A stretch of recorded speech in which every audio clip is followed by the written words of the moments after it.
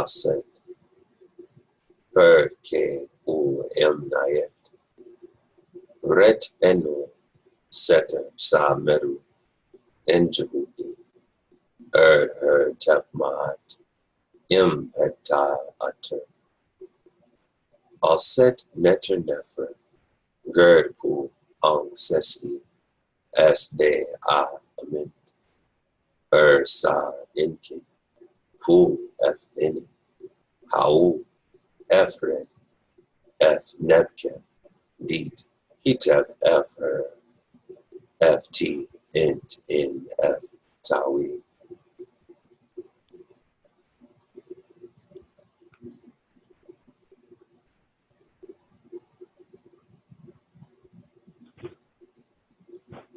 Wahai Waker.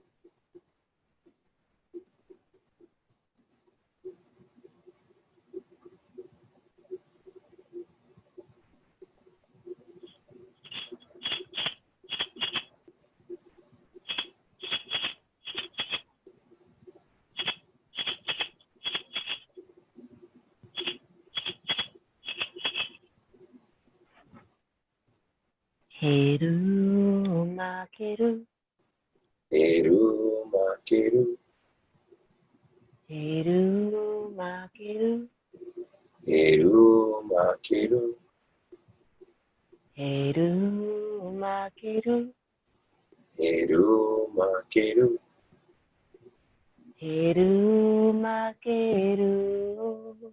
Eru Makeru, Yukapra em duao, ra em au, demu ami masher. Yukapra em duao, ra em au, demu ami masher. Yukapra em duao, ra em au, demu ami masher. Oai, oaker.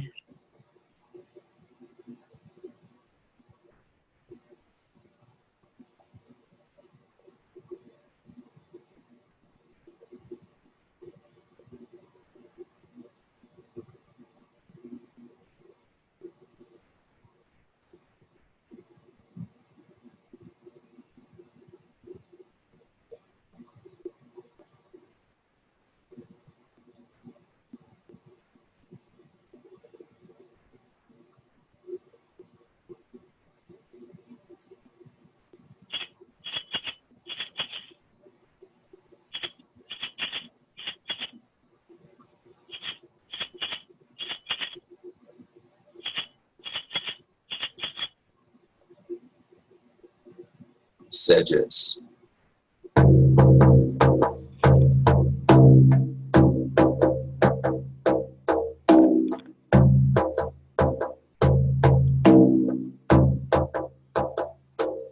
Enderu,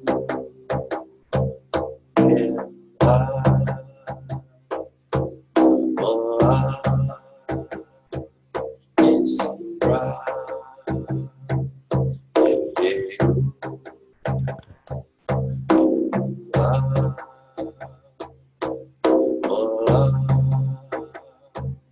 Isra, Isra, Enderu, Enderu, Enderu, Enderu,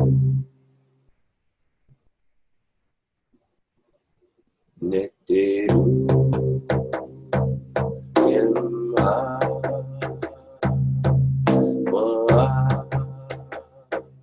Isra, Neteru, Emma,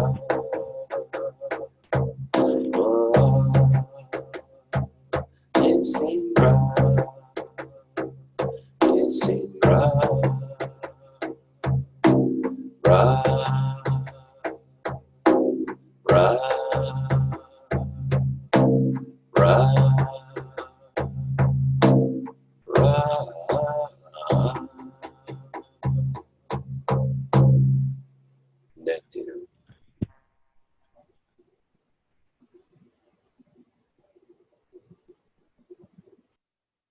Ua Shari.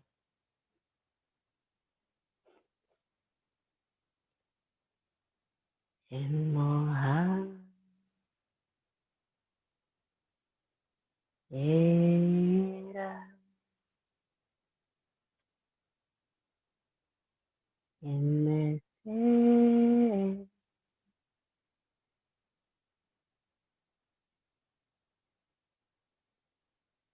Emoha. Era. Emese.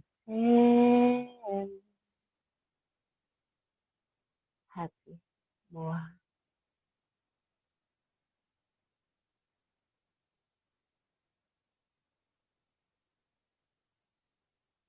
Emoha.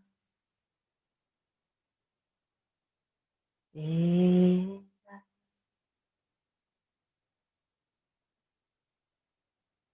Emese.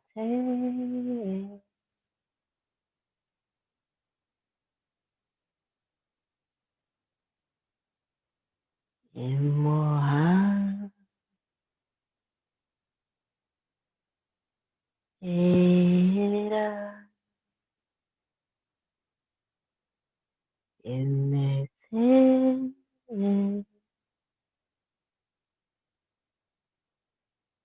Happy. Moa.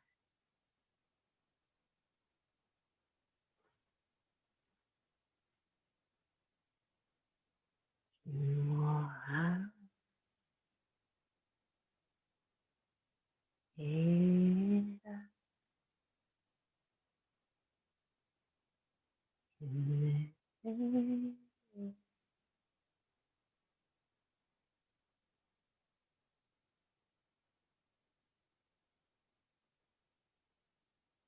Emoha.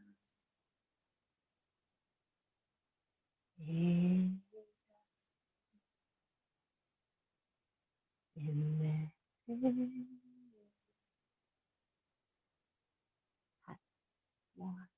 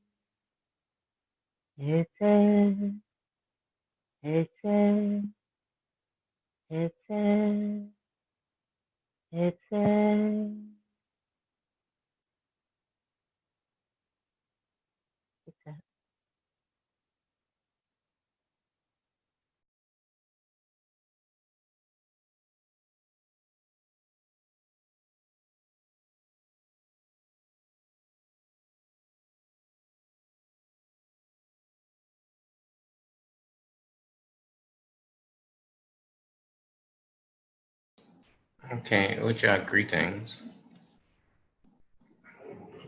So Dua for that wonderful devotion this morning. Your timing was really good. So you can see y'all have been doing this a couple of years now. You can see how you're gaining experiential understanding of the devotion. There's something that you learn through experience by doing it that you don't learn otherwise. The same, you can see the changes in your delivery and the changes in Tanahe and Setnahas are notable as well. So very good. Now so can everyone see the screen okay? There should be a chest on the screen. Yeah, I can. All right, done. So as those of you who have been taking classes with me for the past few years or so,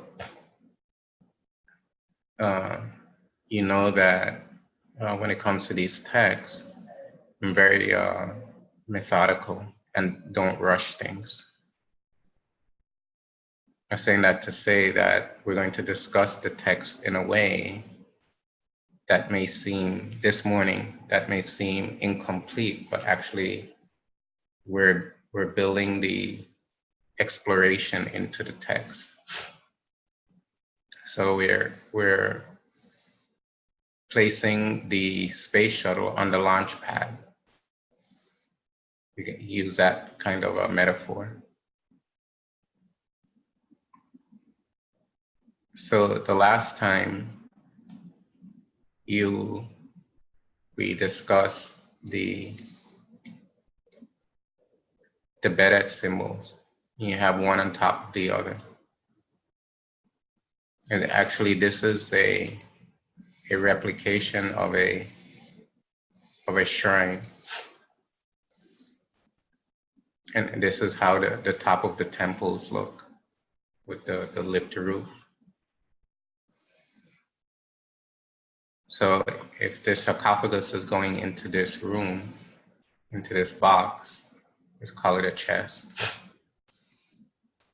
then it is going into a shrine, into a holy place. That's why you can't call these things merely just burial places or burial artifacts.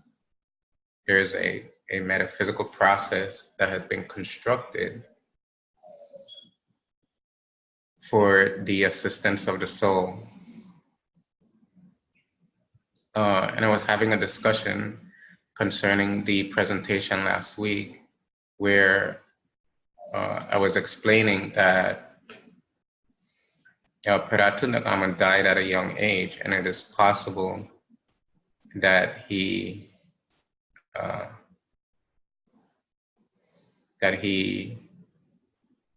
lived previously, and then when he reached the age of 19, there was nothing more for him to do. He had reached full enlightenment, and then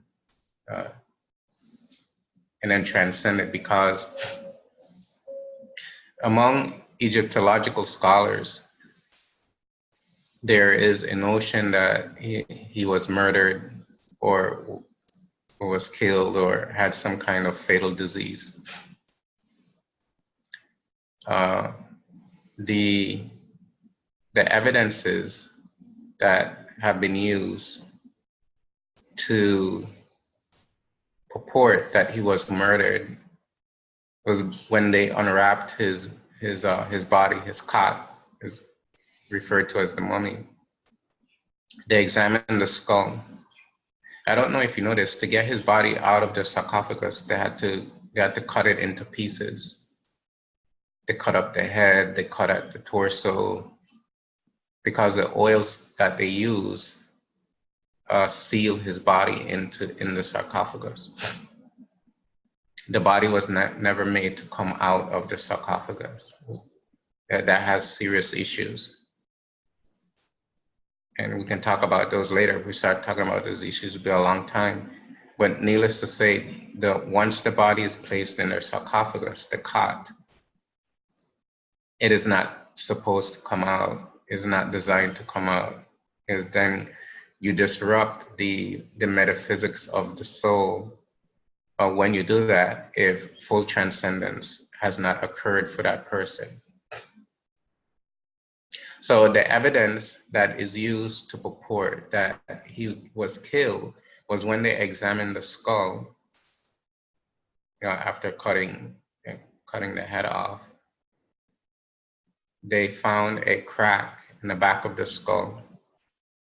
So they were saying that someone came and hit him in the back of the head, and that's how he died, because it's sort of an enigma, because he died very young, 18, 19. And further research, scientific research, was conducted on the skull, and it was found that the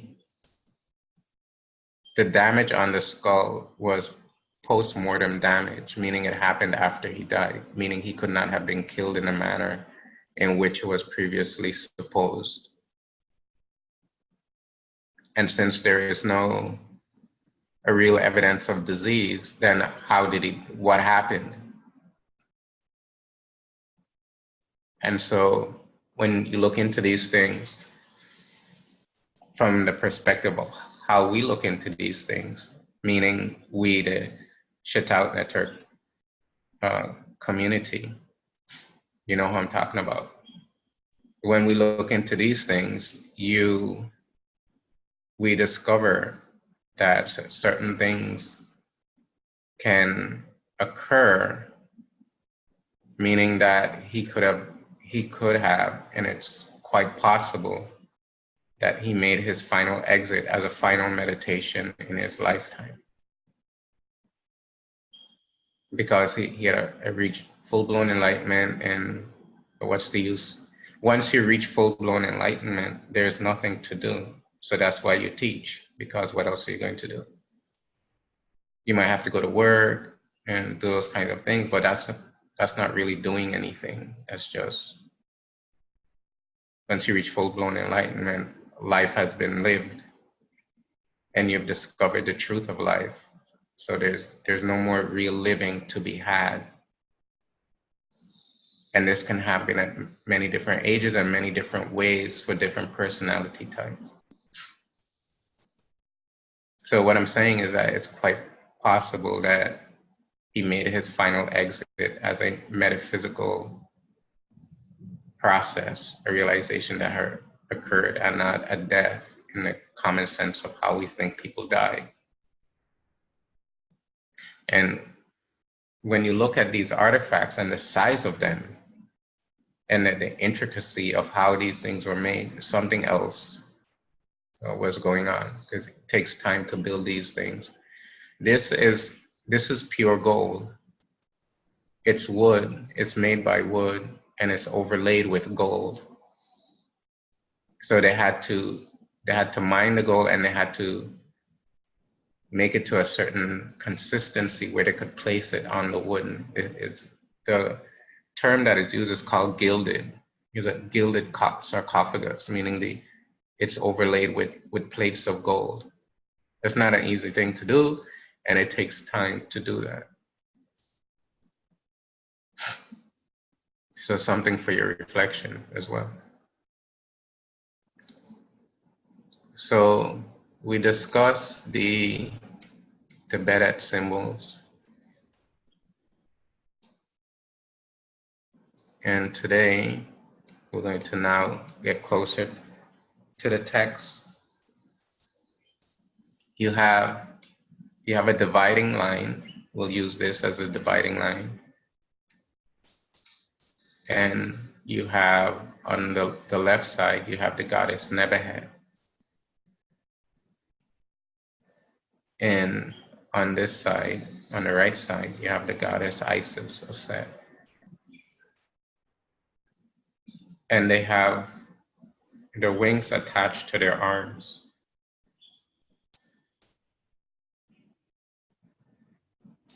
And their wings meet at two junctions.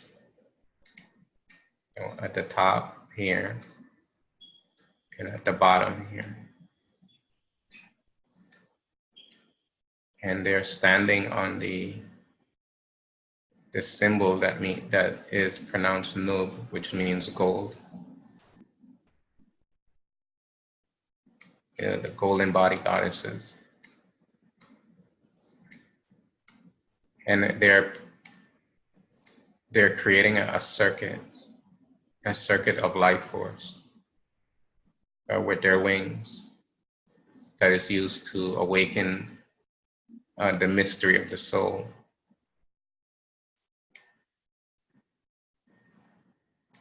So,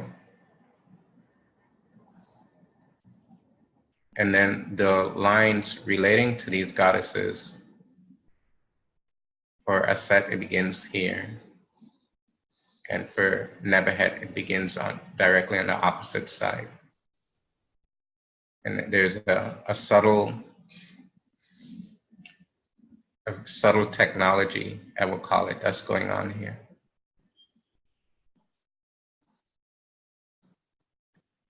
Now, the lines that we're going to start with, we're going to work from the exterior towards the interior. So when we're done with these lines, then we'll go here. So we're working with the periphery first, and then you get to the central thesis, or what the sages are saying that are going on. So you have 4 principal divinities that are being presented.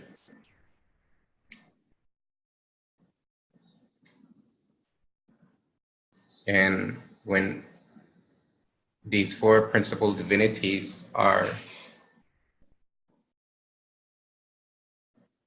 looked at closely in relation to the construction of this object, when reading the text, we must take into consideration the object in which the text is written on. is this whole object is one whole teaching. You can't take the text and exhume the text from the chest. The text and the chest are aspects of one teaching.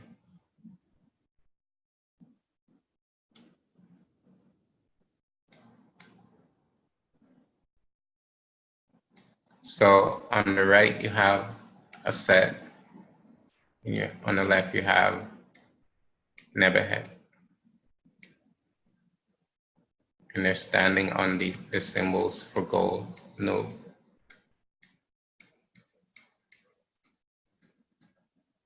So you have two divinities behind Nebuchadnezzar and two divinities behind a set.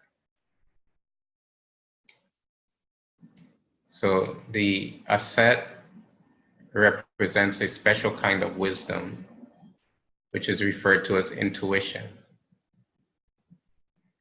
Intuition means the capacity to know something without the process of thought. And the intuition that she's related to is the nature of the divine. So she represents that wisdom of knowing divinity without cognition.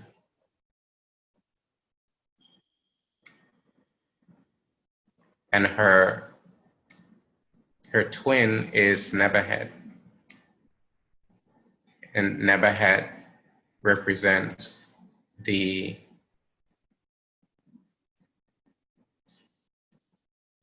temporal realization of creation. She represents what is subject to decay and death and dissolution.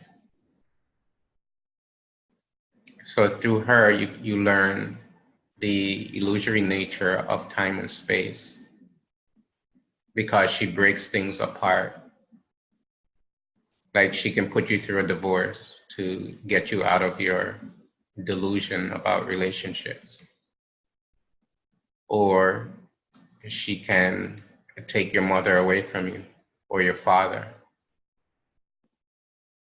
They can die on you. Or as a child, your father could leave your mother, or your mother can leave your father. She breaks things apart to get you out of your delusions about life and its processes and your attachment to life.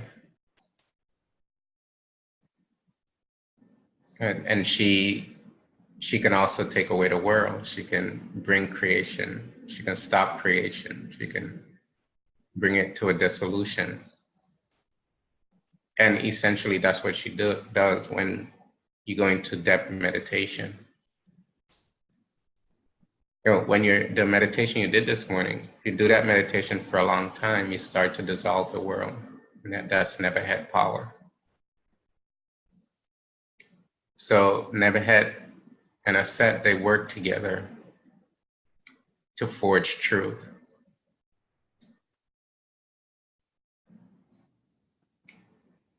So it's two aspects of the same goddess. So she has her nurturing, compassionate side, and she has her ruthless side.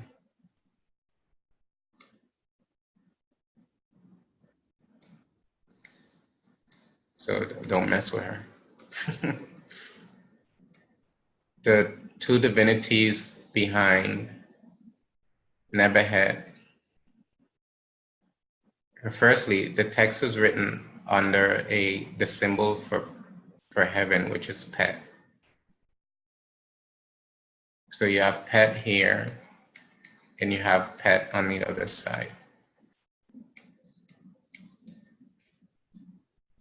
And above Pet, you have Beret.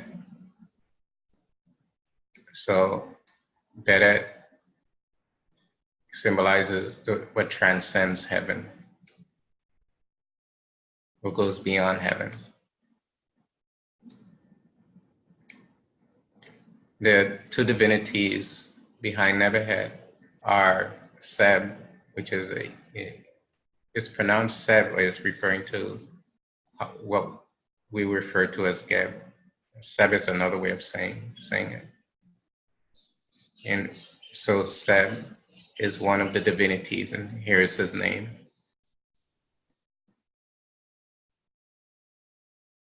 And Nut is there. So you have Geb and Nut standing behind Nebuchadnezzar. So if Nebuchadnezzar is the power of dissolution and destruction, what she brings down, what she brings into dissolution is earth and sky, meaning time and space. Geb is the earth and Nut is the heavens. So these are the temporal creations that Nebuchadnezzar operates on. Now, if we go to the other side of the chess, there are two divinities and there are two goddesses that are behind a set. One is Nebuchadnezzar and the other is a set. So the same goddess principle that's the central figures on the front of the chess stand behind a set. So these two divinities brings about the knowledge of truth. And that knowledge of truth is the truth of how things are, not the truth of how we would want things to be. Think about it, like for some of you who have been in the teachings for a while, if you look back, I know I have, you can look back and you can see there was a point in your life where you were trying to make things the way you wanted it. And you saw life a certain way based upon your notions and your worldly philosophies of life. So you forged the world in a way that you wanted it to be. But what this teaching is saying is that you gain an understanding of the way how the world is and not how you want it to be. I'm not saying that we do that consciously, it's unconscious by our life experiences throughout our many lifetimes and the RU that is being produced. So one person, they see themselves as a revolutionary. So they create that reality for their life. That's seeing the world the way how you want to see it based upon your RU, your experiences in previous lifetimes. And in this lifetime, you become a revolutionary, fighting for justice and all these kinds of things. And let's say you see the world and you want to be a priest. Well, you can, if there's delusion in that, you can end up being a priest of an organization that hurts children. So what this setup is telling us is that there is a truth that is pristine, a pristine truth, meaning seeing things the way they are. And for that, you need wisdom. And you need the truth of the phenomenal truth of what that wisdom is. So you need a phenomenal expression of truth, and that's Nebuchadnezzar. And so you can see in examining the text closely, there is a metaphysical process that is taking place we're looking at it, what I commonly refer to it as the geometric configuration of the text. And so that's what's happening. There's sort of a geometry to the text.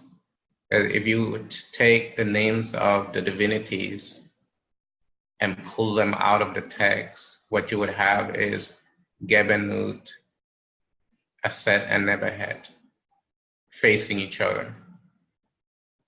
So you have temporality facing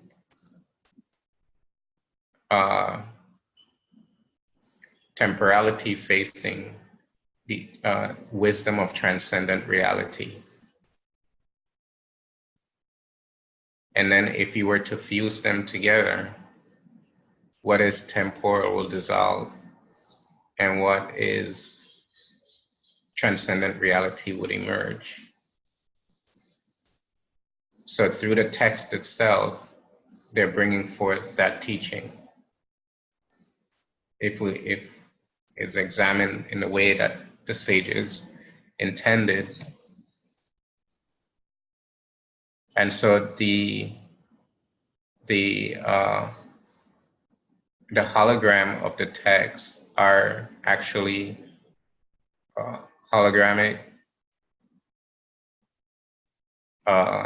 principles that come together to reveal a higher truth for the mind. It's not something that you're going to learn through didactic or empirical means. It's a truth that is being revealed to the mind.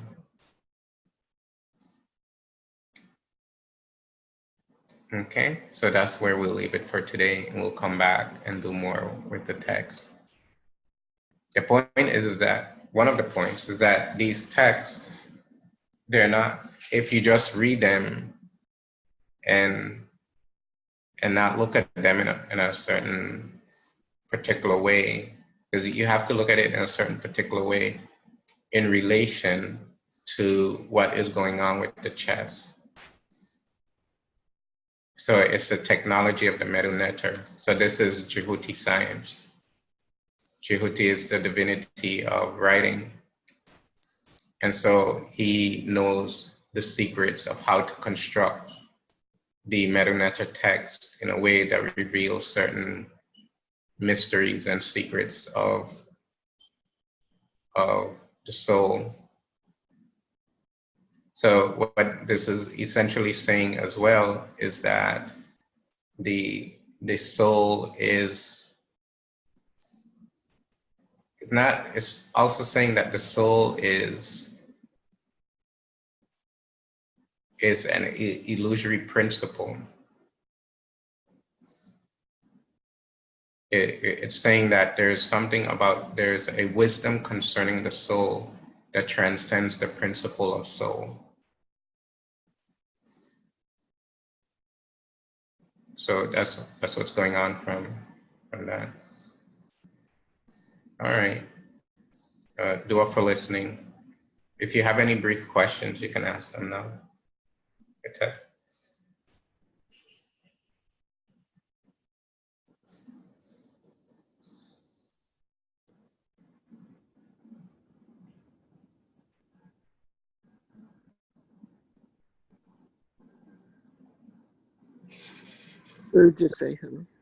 Mm-hmm.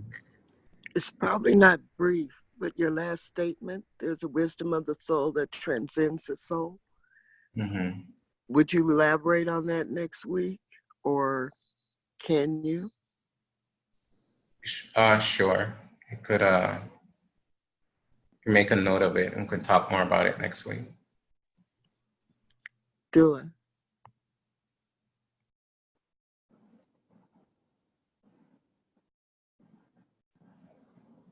Uja, I have a question. Mm-hmm. And it's not really related to the text, but in the beginning you referenced the metaphysical theories of Tutankhamun. Mm-hmm. And my question is, how do we balance the metaphysical theories and knowledge that we gain from the Shatat studies of them Mhm. versus the scientific revelations that Egyptologists continue to discover, especially with modern technology and things like CAT scans and X-rays, things like that. Yeah, so there are certain empirical evidences that are irrefutable.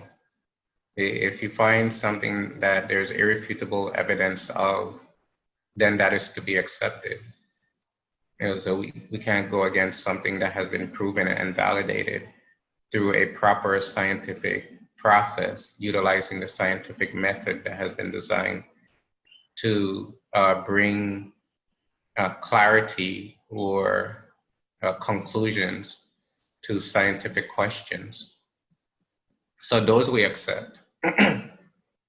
If they said that the pyramid has over 2,200,000 stones, each weighing at over 2 tons each, if they say that the pyramid is nearly perfect in its alignment with true north, true south, east, and west, then that's irrefutable. There's nothing that can be said about that. Then there are other theories that there is no irrefutable evidence of, and there are speculations, suppositions, and even wild imaginings that we reject, that we say, okay, there's no sense for that, or there is no there, how can that be? And there's no evidence of that. So that's how you balance them. You have to see if there's irrefutable evidence. So the idea of Predatun Gamun dying from a blow to a head have been refuted. And so we can't go by that theory anymore. And there's no real evidence of disease. There might be certain suppositions that are made, or hypotheses, but there's no real evidence of disease. So what else is going on?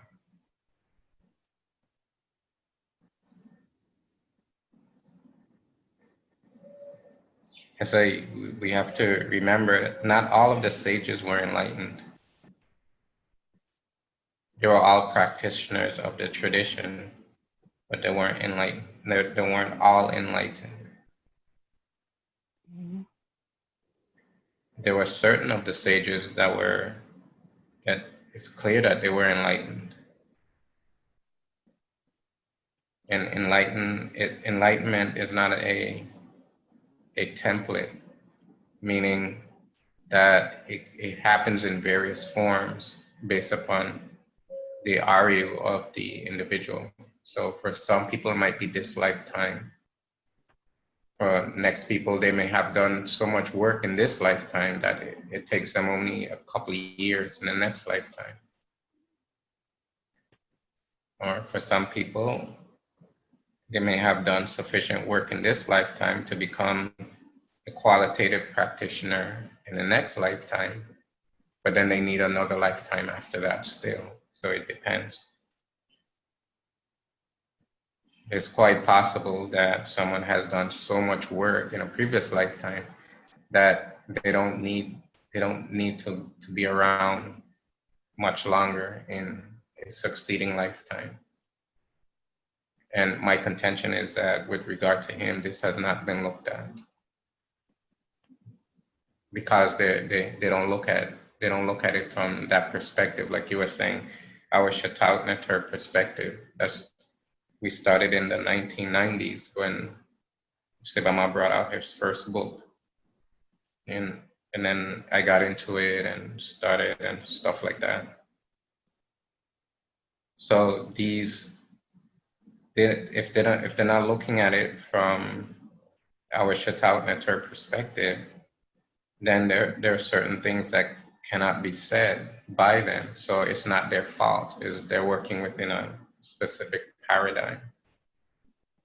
Mm.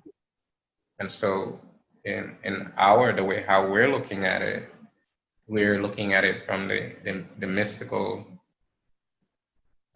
perspective. In a mystical perspective, there are things that can happen that cannot be explained by science. Mm. Sure.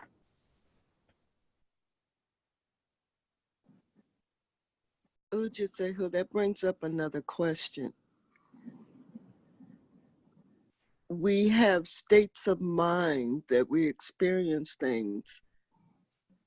And I have the question about when you, for instance, listen to a lecture, when you're conscious, and then when you listen to a lecture from a state of being in meditation and in another plane, you hear the meta-netter, and doesn't your experience of it change?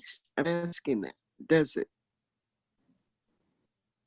Yes, because you're working from a different locus of focus of concentration, or locus of focus of state of mind. So the process by which the meta-netter, the text, is assimilated is a little different. And there's a little more subtlety, so there's more interaction, or there's a more fluid interaction with the unconscious mind. When you're consciously unaware, you're having interactions with the unconscious mind, but in a more turbulent manner, because you have your own thoughts, your own feelings that may arise.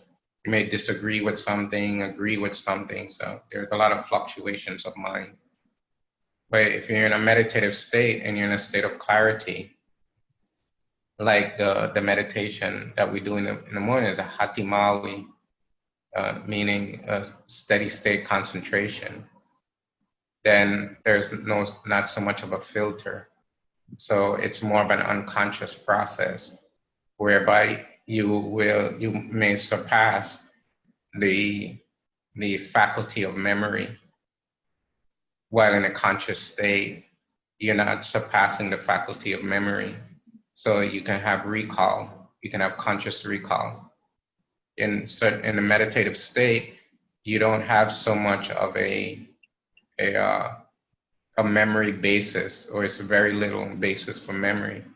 So what you gain in that state is from an unconscious level, meaning it'll be your expression of that understanding of that teaching will be more of an experiential expression as opposed to a time and space expression by memory or acting in a conscious manner towards what was previously heard. So I don't know if that answers your question. It does. So how does that express when you come back to the conscious level, since the unconscious mind is the, I want to say, driving force of everything that you experience in the physical? How does that affect you when you come back into the physical after that experience and after that? Well, you may shift? not, right? Well, you may not see or experience those results for weeks or months or even years. And so the results of that could take a while for it to manifest through your personality. So it can, let's say, this teaching that we did today about the dissolution of time and space, leaving in its space experiential or intuitional wisdom. That on a pedagogical level, you understand that, you can reflect on it, you can think about it, you can have certain kind of experiences that help to deepen your understanding of that. if that kind of teaching is given in a placidity of mind where there's not so much of a filter between you and the unconscious, then that experience of that imputation of that teaching into the unconscious is sort of like a planting of a seed. And then that seed may take weeks or months or years to actually bring forth fruit. So anything that put into the unconscious then therefore needs to be elicited by a stimuli to bring forth the fruit of it. And that stimuli related to that teaching that is necessary for that teaching to become expressive in your personality or in your experience of the teaching may take a while for that to occur based upon the previous Aryu that is there, that is contained with it, but there are other Aryu as well that may have an influence. So, Okay, last one. I'm Okay. sorry. Okay. My apologies. No, Would last one. Okay, go ahead. would it be beneficial then to listen to the lectures consciously and then listen to them again unconscious? Yes, that's something that can be done. If you listen to them consciously and then you listen to them like sort of in like a meditative state with a deep relaxation, then there's a placidity of mind, and then there's nothing between you and receiving the teaching. In a conscious state, it's good, but then you might think, oh, I have to go to the kitchen to do this. I have to do that, or you might be thinking too much about what the teaching means while the teaching is being given. While if you're in a sort of a placid state, there is all of that turbulence. Much of that turbulence is dissuaded, is moved out of the way. If you're in a truly placid, relaxed state.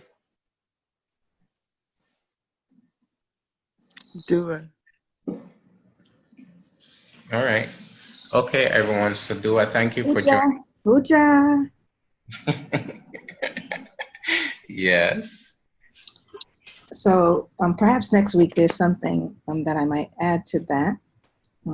But in the interest of time, I just wanted to make an announcement with regard to the trip. Okay.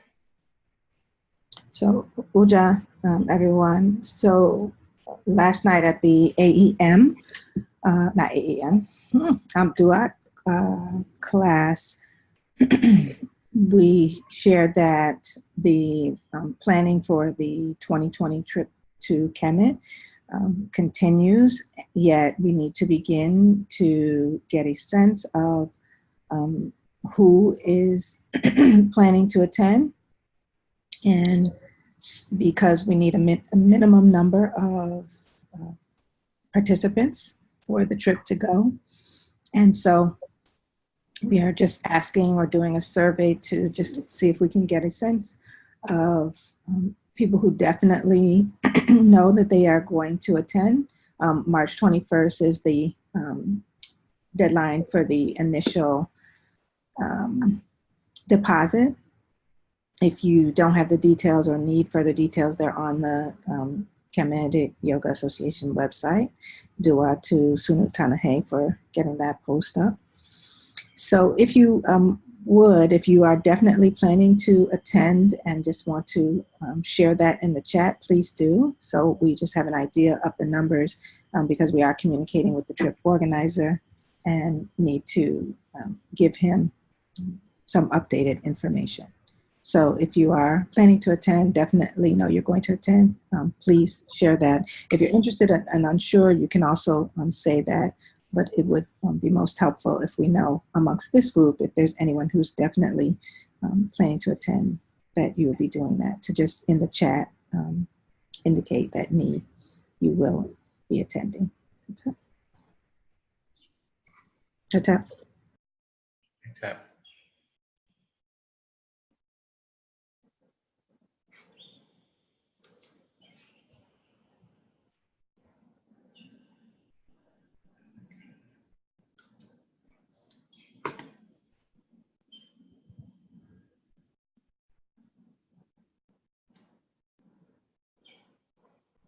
So Nisa, if there's anyone that is interested in the trip, if you can let us know now, you just say interested, going for sure, something like that. So we can take in like an impromptu survey. Okay, so Indugi, interested but unsure at the moment. Mary Pata, interested.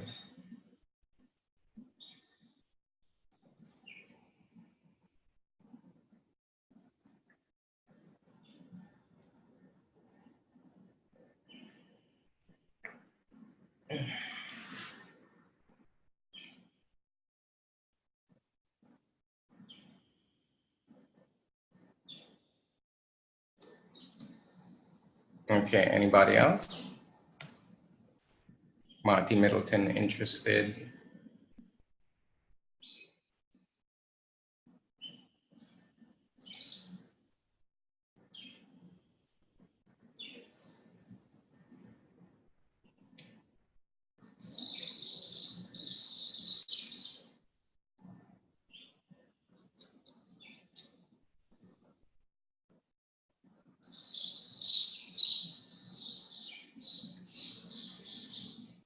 Okay, is that it? Dua, and we have heard from others already. So Dua, everyone, that's it. Okay, heads up. So like I was saying last night, if you have an opportunity to go, you should go.